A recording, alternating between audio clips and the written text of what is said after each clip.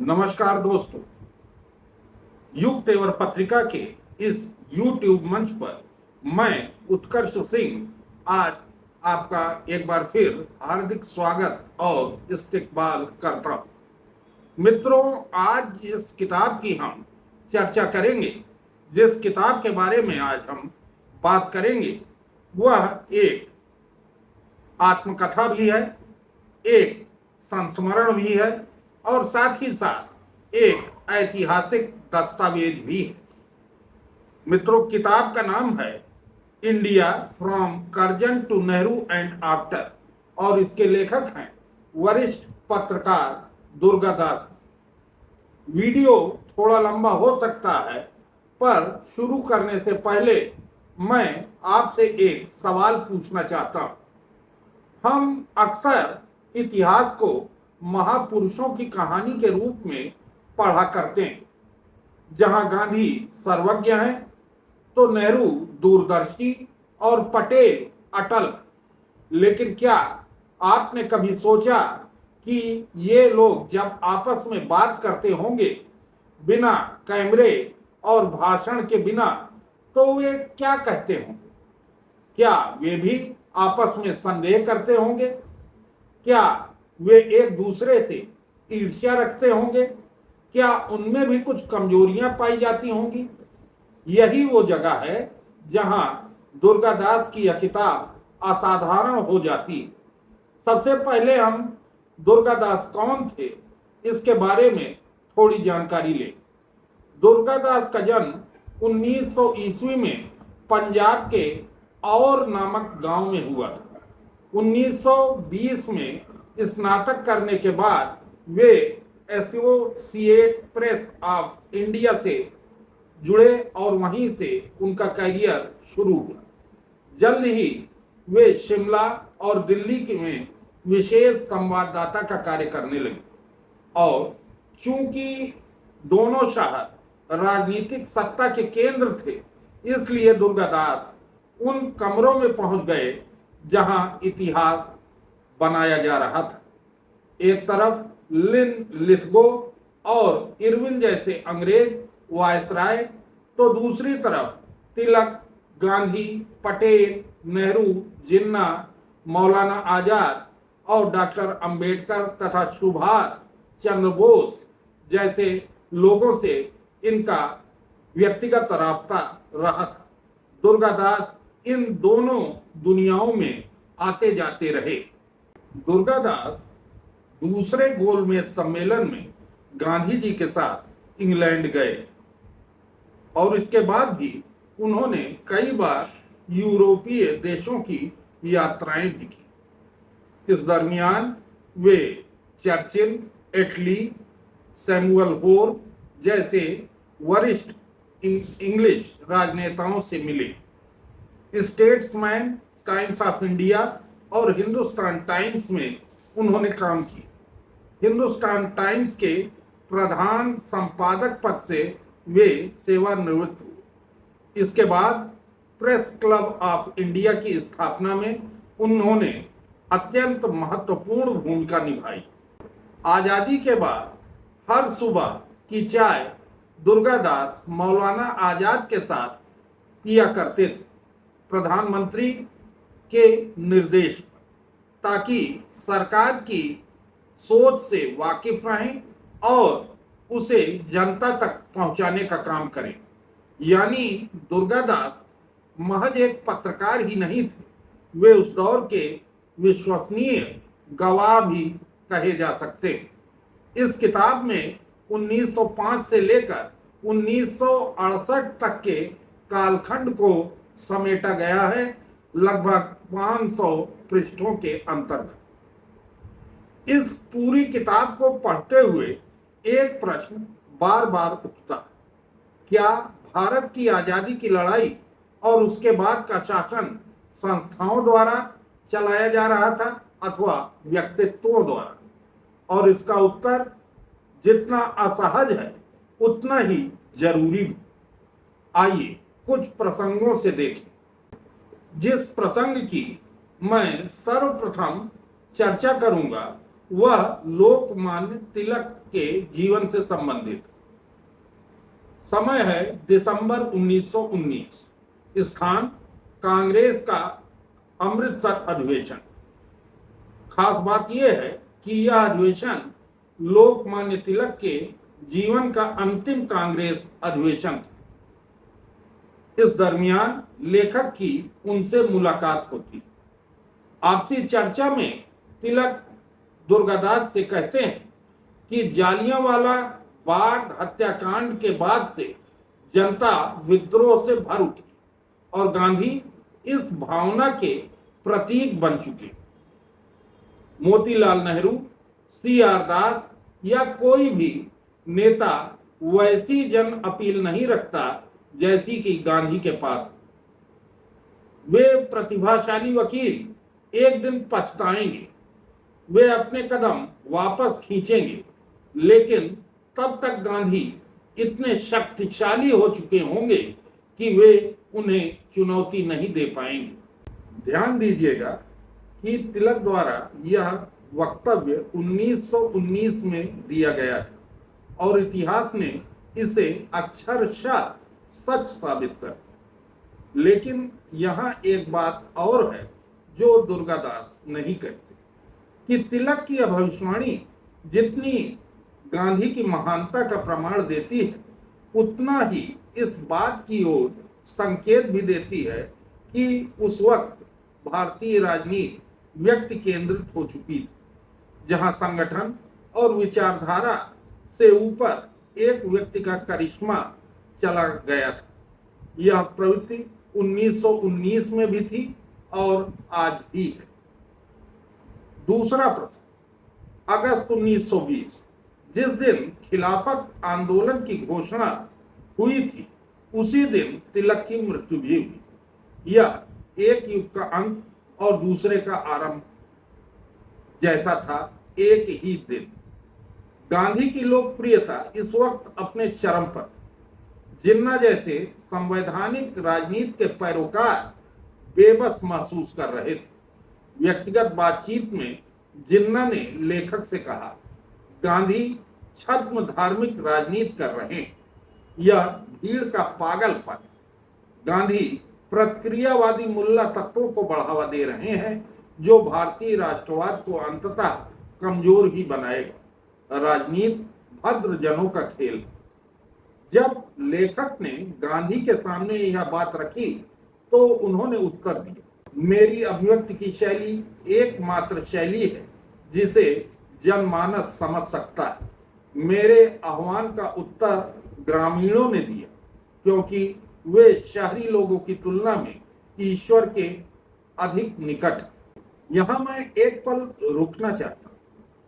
जिन्ना की आलोचना को अक्सर उनकी कुंठा के रूप में देखने की प्रवृत्ति रही, लेकिन क्या उनकी यह चिंता कि धर्म और राजनीति का मेल राष्ट्रवाद को कमजोर करेगा बाद के इतिहास में सच नहीं निकली?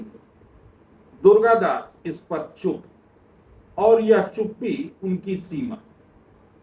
तीसरा प्रश्न, जवाहरलाल और मोतीलाल। नेहरू जी के साथ लेखक की पहली मुलाकात दिल्ली के एक होटल में। इस मुलाकात के दरमियान बातचीत करते हुए नेहरू जी ने कहा कि वकालत के पेशे में उनका मन नहीं लगता और वे सफल वकीलों द्वारा अत्यधिक धन अर्जित किए जाने की प्रवृत्ति को भी उचित नहीं मानते। बात यहीं पर समाप्त हो गई, लेकिन इसके आगे का प्रसंग मोहम्मद अली ने लेखक को बताया। मोहम्मद अली जो बाद में कांग्रेस के अध्यक्ष भी हुए थे। उन्होंने कहा कि मोतीलाल अपने पुत्र की पेशे के प्रति उदासीनता से नाराज थे। एक बार उन्होंने जवाहर को डांटते हुए कहा कि अपने पिता के धन पर अय्याशी करना बंद कर। इससे जवाहरलाल अत्यंत आहत हुए। उन्होंने घर पर खाना बंद कर दिया, भुने चने खाने लगे और पैबंद लगे कपड़े पहनने लगे। मोतीलाल को अत्यंत दुख हुआ और उनकी विशेष पीड़ा थी कि यह जीवन शैली जवाहरलाल ने उनकी बहू के ऊपर भी थोप। मोहम्मद अली ने इस मध्य हस्तक्षेप किया, अपनी बुलंद आवाज में जवाहर को बुलाया और पिता से माफी मंगवाई।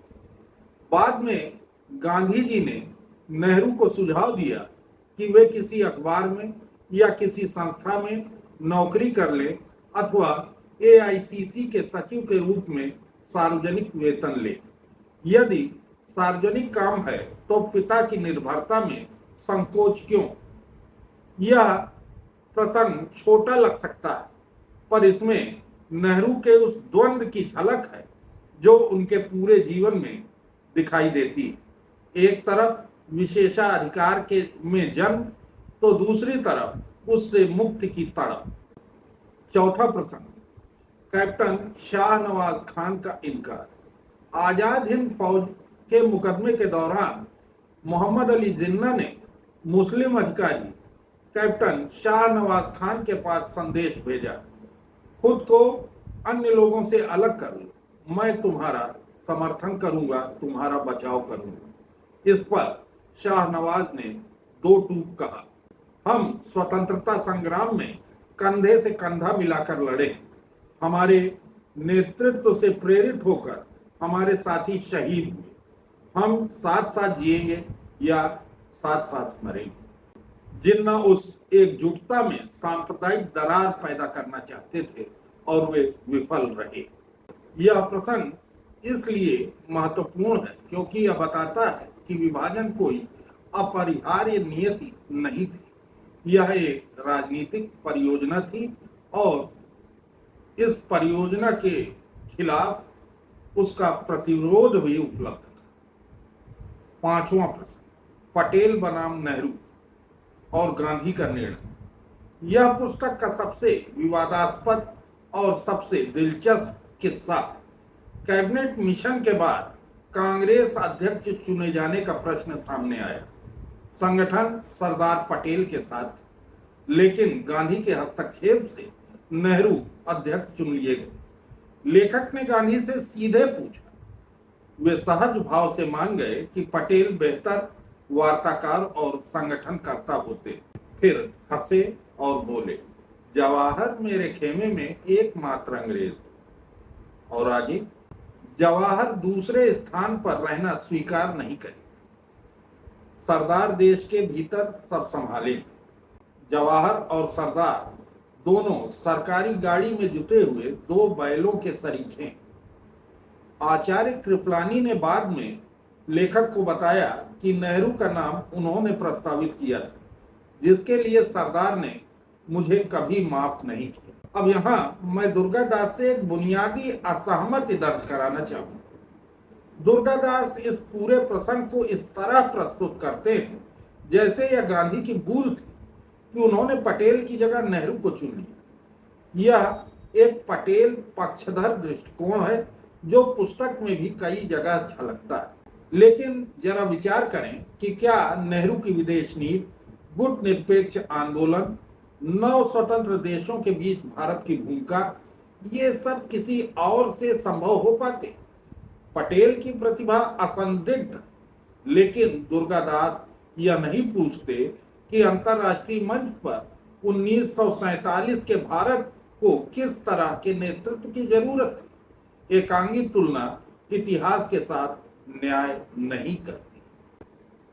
छठा और अंतिम प्रश्न, विभाजन और गांधी की स्वीकृति। गांधी जी ने विभाजन का पुरजोर विरोध किया, यह सच है, लेकिन यह भी सच है कि 15 जून 1947 को जब कांग्रेस कार्य समिति की बैठक हो रही थी तो वे भी उपस्थित थे और अंततः उन्होंने भी माउंटबेटन योजना को स्वीकृति दी।